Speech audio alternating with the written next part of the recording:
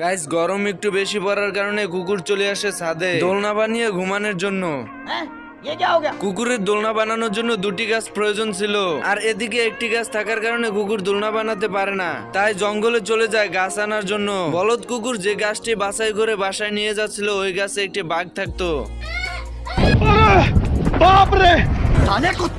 কুকুর গাছ নিয়ে যাওয়া দেখে বাঘ তার পিছনে পিছন দৌড়াতে থাকে। অবশেষে কুকুর বাড়িতে গাছ নিয়ে আসে, এরপর গাছ লাগানোর জন্য ছাদের উপর খোদাই করতে থাকে। এরপর গাছ এনে পুঁতে দেয়। আমার ফোকা মারা শেষ। এরপর দোলনার রশি এনে গাছের লগে টাঙিয়ে দেয়। স্যালুট ভাই, স্যালুট! আপনার ভিতরে এত প্রতিভা ভাই, আপনি আগে কেন দেখান নাই? আমার চ্যাটার বাল। আচ্ছা, কুকুর তো দোলনা পেয়ে ঘুমাচ্ছে, এদিকে বাঘ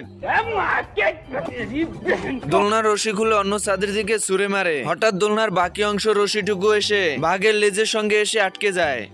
এখানে কি হচ্ছে? এদিকে কুকুর দোলনা থেকে না বুঝে নেমে যায় এবং নিচে তাকিয়ে দেখতেই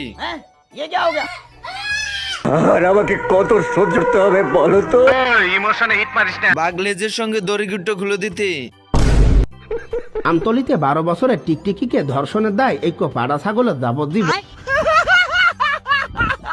হঠাৎই কুকুর আর বাঘের ভিতর ঝগড়া লেগে যায়।